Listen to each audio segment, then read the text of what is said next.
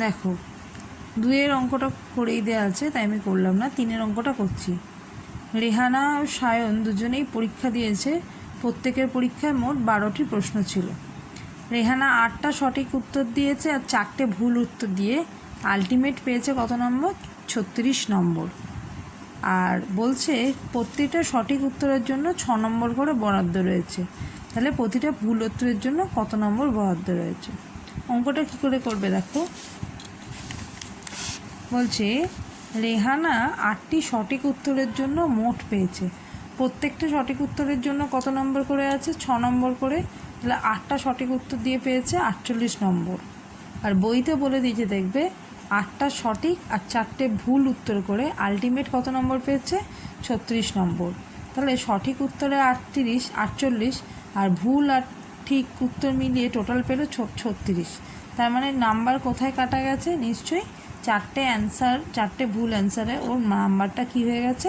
Minus হয়ে গেছে। সেই রেহানার ভুলের উত্তরে কতটা নাম্বার কমেছে তাহলে এবার দেখা যাক।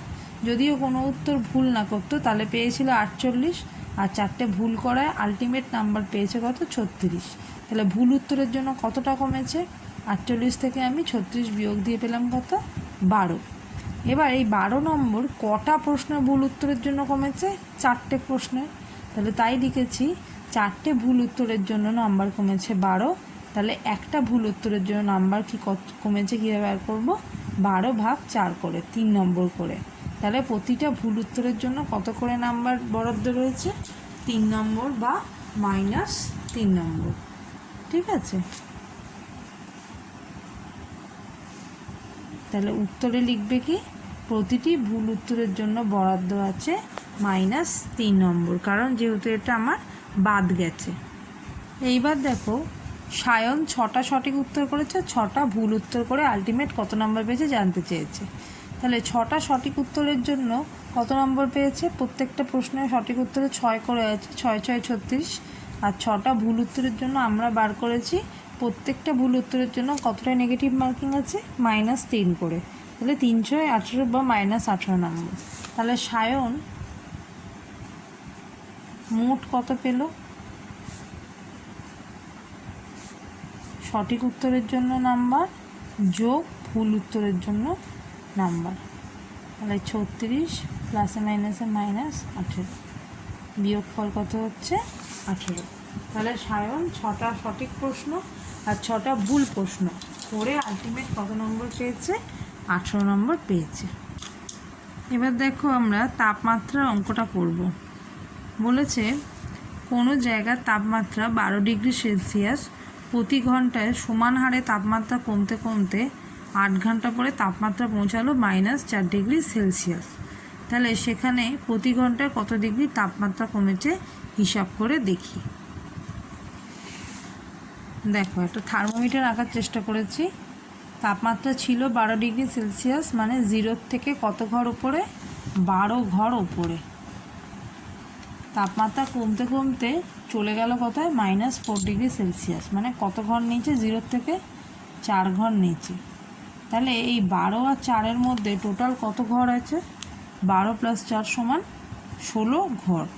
তাই আমি লিখেছি, দেখো কোনো জায়গায় তাপমাত্রা 12 ডিগ্রি সেলসিয়াস, 8 ঘন্টা পরে তাপমাত্রা -4 ডিগ্রি সেলসিয়াস। ওই 8 ঘন্টায় কতটা তাপমাত্রা কমেছে কী করে বার করব? যেটা ছিল সেটা থেকে এখন যেটা হয়েছে সেটা বিয়োগ দিয়েছি। তাহলে ছিল 12 ডিগ্রি, মাইনাস হয়েছে হলো -4। এই -4টা কেন লিখলাম? কারণ এখন তাপমাত্রা -4-এর দিকে, মানে 0-র তলার দিকে। সংখ্যা রেখার সাহায্য করলে 0-র বাঁ দিকে। তাহলে 12 থেকে -4-এর দূরত্ব কত? মাইনাসে মাইনাসে প্লাস হয়ে গেল, হলো কত? 16 ডিগ্রি সেলসিয়াস। তাহলে 8 ঘন্টায় তাপমাত্রা কমেছে 16 ডিগ্রি সেলসিয়াস। তাহলে আমরা লিখব 8 ঘন্টায় তাপমাত্রা হ্রাস 16 ডিগ্রি সেলসিয়াস। অতএব 1 ঘন্টায় তাপমাত্রা হ্রাস কত হবে? 16 ডিগ্রি সেলসিয়াস বাই 8, তাহলে 2 ডিগ্রি সেলসিয়াস। ঠিক আছে, এইভাবে অঙ্কটা তোমরা করবে।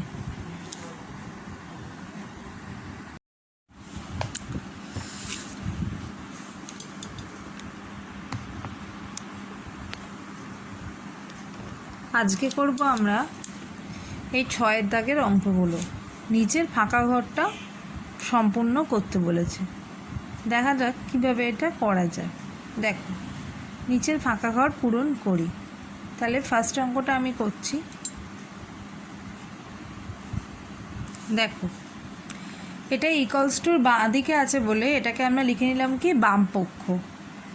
এখানে প্লাস দিয়ে কত বসাতে হবে। ফার্স্টে আমি এইটুকুনি কাজ করে নিচ্ছি।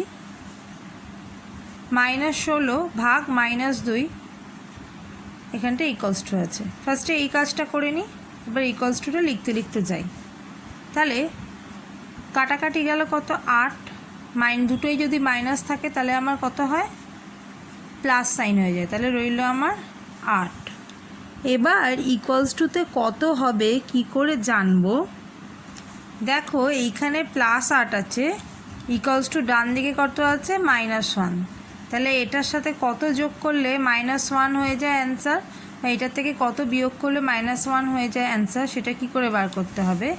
তাহলে ইকুয়ালস টু সমান সমান ডান দিকে আছে -1, ভালো করে দেখবে, ডান দিকে আছে -1 আর ইকুয়ালস বাঁ দিকে রেজাল্ট কত বেরিয়েছে আমার ইকুয়ালস টুর সাথে +8।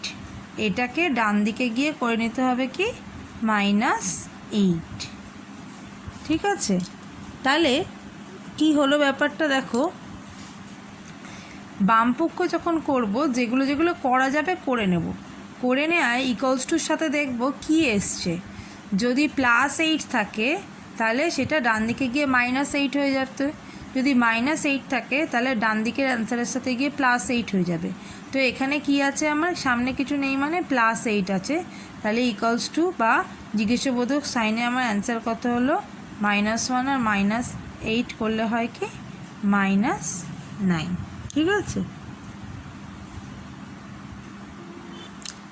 আচ্ছা আর একটা নিয়মে করাচ্ছি। দেখো, এরকম ইকুয়ালস টু থাকলে বাঁ দিকে বা বলে লিখতে লিখতে যাবে। আচ্ছা 20 থেকে 50 এখানে যোগ আর বিয়োগেরই কাজ আছে, তাহলে শুধুমাত্র দেখব আমরা যোগ আর বিয়োগের যেহেতু কাজ আছে তাহলে যোগ বা বিয়োগ যে কোনো একটা কাজ আগে করলেই হলো। 50 থেকে 20 বিয়োগ হবে কারণ এটা মাইনাস আছে এটা প্লাস আছে, কত হলো অ্যান্সার 30। এবার সামনে কোন চিহ্ন বসবে,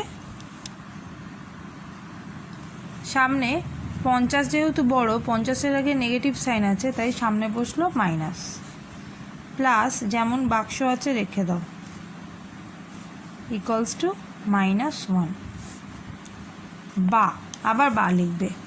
এবার দেখো বাক্স সমান কত হবে বা বাক্সের মধ্যে কত হবে সেটা কি করে লিখবে, -1 যেমন রয়েছে। এবার বাঁ দিকে যা যা আমার উত্তরগুলো থাকবে সংখ্যা সেগুলো সব আমি ডান দিকে নিয়ে চলে আসব, শুধু বাক্সটাকে বাঁ দিকে রেখেছি।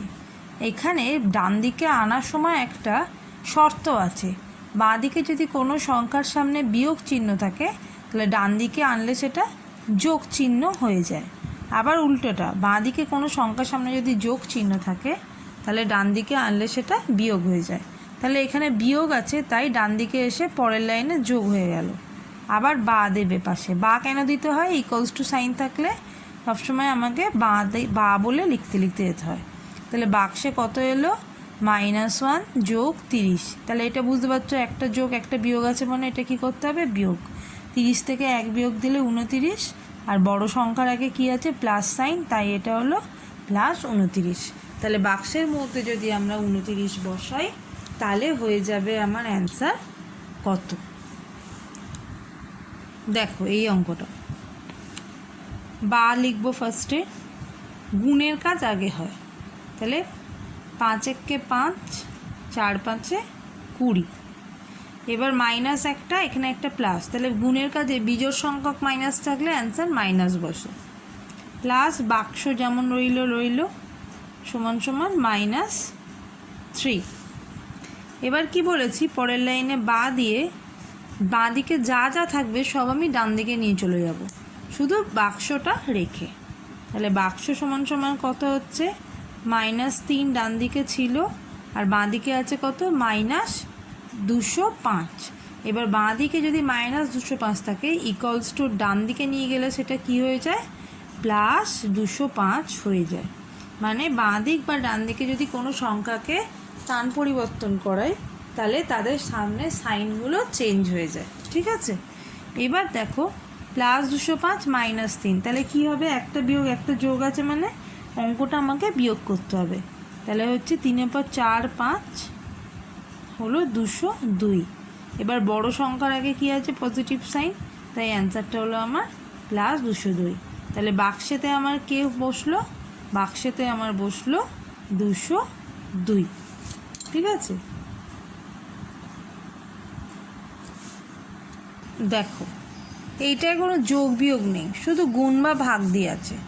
এটাও একইভাবে করব, বা দিয়ে 3 আর 9 গুণ করব, কত হলো আমার 27। এবার কটা জোড় সংখ্যার কটা মাইনাস সাইন আছে, দুটো, মানে জোড় সংখ্যক। আর জোড় সংখ্যক যদি মাইনাস সাইনের গুণফল হয় তাহলে অ্যান্সারে কি হয়ে যায়, প্লাস হয়ে যায়, ইন্টু কত, বাক্স ইজুয়াল টু -81। এইবার দেখো আগের অঙ্কটার সাথে পার্থক্য বোঝাচ্ছি। বাক্সর সাথে এটা কি অবস্থায় ছিল, 205টা যোগ অবস্থায় ছিল, তাই এই দিকে গিয়ে 3-এর কিন্তু পাশে গিয়ে 205 যোগ বা বিয়োগ হয়েছে। এবার যেহেতু 205-এর আগে বিয়োগ সাইন ছিল তাই ডান দিকে গিয়ে 205টা যোগ হয়েছে। কিন্তু এইখানের অপারেশনটাও গুরুত্বপূর্ণ, যে বাক্সের সাথে ও গুণ আছে না যোগ আছে না ভাগ আছে না বিয়োগ আছে। যেহেতু যোগ আছে তাই এর পাশে গিয়ে বসেছে, এইখানে কিন্তু একটু আলাদা। এখানে বাক্সের সাথে 27 কীরকম অবস্থায় আছে, গুণ অবস্থায় আছে, তাই পরের লাইনে 81-কে 27 যেহেতু গুণ অবস্থায় আছে তাই ডান দিকে গিয়ে 27 কী হয়ে যাবে, ভাগ হয়ে যাবে। তাহলে কি বুঝলে, বাক্সের সাথে যদি যোগ অবস্থায় থাকে তাহলে ডান দিকে গিয়ে বিয়োগ হয়ে যায়, এই বাক্সের সাথে যদি বিয়োগ অবস্থায় থাকে তাহলে ডান দিকে গিয়ে যোগ হয়ে যায়, আর গুণ অবস্থায় থাকলে ভাগ হয়, আর যদি ভাগ অবস্থায় থাকতো তাহলে আমরা দেখতাম গুণ হয়ে যেত। এইখানে কিন্তু কোনো সাইন চেঞ্জ হচ্ছে না। যদি +27 থাকে তাহলে +87 ভাগ হয়ে যাবে, -27 থাকলে -87 ভাগ হবে। কখন সাইন চেঞ্জ হবে, যখন এইখানটা যোগ চিহ্ন থাকবে তখন এরা ডান দিকে গেলে সাইন চেঞ্জ করবে। যেমন এইখানে বাক্সের সাথে 30টা যোগ অবস্থায় ছিল, তাই 30-এর আগে যদি মাইনাস ছিল সেটা ডান দিকে গিয়ে প্লাস হয়ে গেছে। এখানেও বাক্সের সাথে যোগ অবস্থায় ছিল তাই এটা ডান দিকে গিয়ে প্লাস সাইন হয়ে গেছে। ঠিক আছে, তাহলে কিন্তু এইখানে যেহেতু গুণ অবস্থায় থাকে, গুণ অবস্থায় যদি থাকে তাহলে ভাগ হবে কিন্তু সাইন কোনো চেঞ্জ হবে না। তাহলে কত হচ্ছে 27, 81 আর 27 কাটাকাটি করলে হয় 3, -3 হলো আমার অ্যান্সার। এই অঙ্কটা দেখো আরও ক্লিয়ার হয়ে যাবে। -15 ভাগ -5 বিয়োগ যেটা বার করতে দিচ্ছে সেটা সমান -1। এখানে কাটাকাটি করো, 3 উপর নিচ ভাজ্য ভাজক দুজনেই মাইনাস আছে তাই অ্যান্সার হলো +3 বা শুধু 3 মাইনাস ইকুয়ালস টু -1। এখানে বাক্সের সাথে 3টা কী অবস্থায় আছে, বিয়োগ অবস্থায় আছে, তাই কি করতে হবে, এখানটা একটু ভালো করে লক্ষ্য করো, 3টা ডান দিকে চলে গেল। তাহলে বাক্সের সামনে কিন্তু এখন প্লাস নেই, আগের অঙ্কগুলোয় প্লাস সাইন ছিল বলে আমি প্লাস কিছু না লেখাও যা না লেখাও তাই। এখানে এটা কিন্তু মাইনাস আছে আর 3-এর সামনে কিছু নেই মানে কি আছে, প্লাস আছে। এইখানে কিন্তু 1কে 3 দিয়ে ভাগ হয়ে যাবে না, কারণ এইখানে প্লাস বা মাইনাস সাইন থাকলে আমি বলেছি জাস্ট ডান দিকে গিয়ে যোগ বা বিয়োগ হয়, উল্টে যায়। তা +3 আছে, ডান দিকে গিয়ে কী হয়ে যাবে, -3। আগে ডান দিকটা লিখলাম। এইখানে কিন্তু শুধু বাক্স লিখতে পারবো না, বাক্সর আগে আছে মাইনাস সাইন, তাই মাইনাসটা আমাকে লিখতে হবে।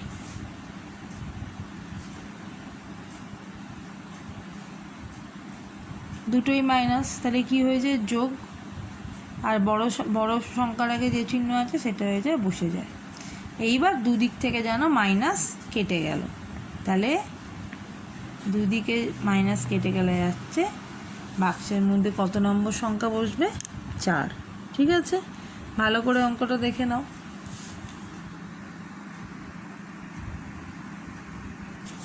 দেখো এই অঙ্কটা 7-এরটা, জিজ্ঞাসা চিহ্ন ভাগ 4 মাইনাস 2। এবার ভাগ 4টাকে আমি এইভাবে লিখলাম বাই দিয়ে, -2 = -7। এবার -2 ডান দিকে গেলে কি হয়ে যাচ্ছে? +2। এবার এটাকে বাঁ দিকটা সেম রেখেছি যে বাক্স ডিভাইডেড বাই 4, তাহলে -2 আর +2 যোগ বিয়োগ করলে হয় -5। এবার দেখো বাক্সের তলায় 4টা কী অবস্থায় রয়েছে? ভাগ অবস্থায় রয়েছে, তাহলে ডান দিকে গিয়ে ওটা কী হয়ে যাবে? 4টা গুণ হয়ে যাবে, এরকম 20, একটা মাইনাস আছে বলে গুণফলে একটা মাইনাস। ঠিক যেমনভাবে এর আগের অঙ্কটাই করেছিলাম। 27-এর সাথে বাক্সটা কী অবস্থায় ছিল? গুণ অবস্থায় ছিল, তাই বাক্সটা যখন বার করতে পেরেছিলাম বা ফাঁকা ঘর যেটা বার করতে গেছিলাম সেটা 81 দিয়ে 27কে কী দিয়ে করেছিলাম? ভাগ দিয়ে দিয়েছিলাম 81কে 27 দিয়ে। তেমনি একইভাবে যেহেতু বাক্সটার সাথে 4 ভাগ অবস্থায় আছে, তাই ডান দিকে গেলে কি হয়ে যাবে? গুণ হয়ে যাবে, কিন্তু প্লাস চিহ্ন মাইনাস চিহ্ন হয়ে যাবে না। যে কোনো একটা ফাংশন হয়, আইদার গুণ ভাগ হয় অথবা প্লাস মাইনাস হয়, তাই এটাকে যেহেতু আমি গুণ করে দিচ্ছি, জাস্ট 4টা যেহেতু ভাগ অবস্থায় ছিল ওই দিকে গিয়ে কী হয়ে গেল? গুণ। তাহলে 4 5-এ কত হলো আমার অ্যান্সার? 20। ঠিক আছে, বাকি অঙ্ক দুটো নিজেরা করবে 6 আর 8-এর অঙ্কটা।